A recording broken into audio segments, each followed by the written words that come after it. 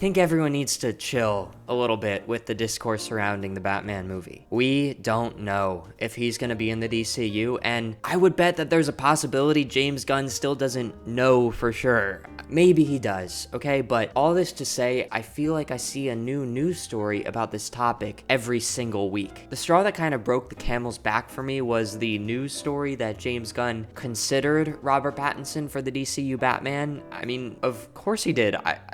He probably considered Henry Cavill before dismissing the idea. He probably even considered Ezra Miller. I just feel like I see a new news story about this film every single week with no actual new concrete information. There's been so much back and forth, and it's a really fluid situation due to the circumstances surrounding the introduction of a new studio head in the middle of a successful trilogy. And I might sound crazy to some people, but I don't think it matters. I think the extreme rhetoric is wild, and it could work either way. I personally think that it should be someone new, maybe even a more campy Batman with, dare I say, trunks, but Robert Pattinson's could work well enough. I'm not saying, wow, he's the best fit for James Gunn's vision, but I think we forget how grounded the first Iron Man was before the MCU really got going, before all the space travel and nanotech and all that. And the Batman may be grounded, but it has enough visual flair and a unique setting that allows minor changes to go a long way. It's not like Nolan's Gotham, excluding Batman Begins, where it literally looks like Chicago in The Dark Knight.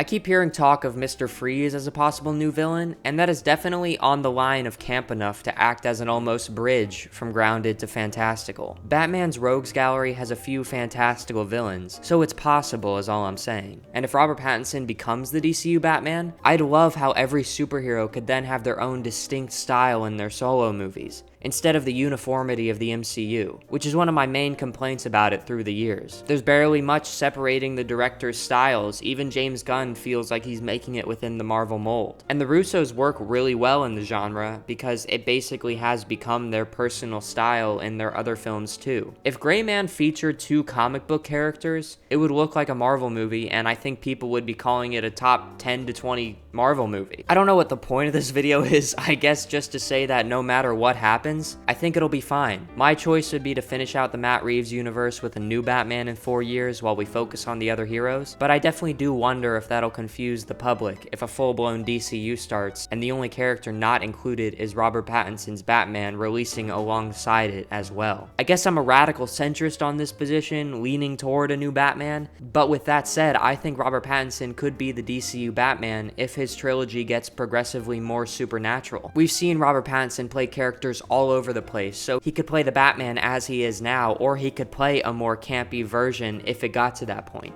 Either of these ideal, maybe not, but impossible and unrealistic as some people say, also not true in my opinion. Leave a comment below and let me know what you think, and maybe that's why these news stories keep coming up, because it's fun to speculate, and I'm a hypocrite for making this video, but like, I don't need to hear a new news story about this again until a script is done, a film is scrapped, a director is on or off the project, or any decision has actually been made. I just feel like every news story has been, a decision still isn't made, things are still up in the air. Like, yeah, no Sherlock.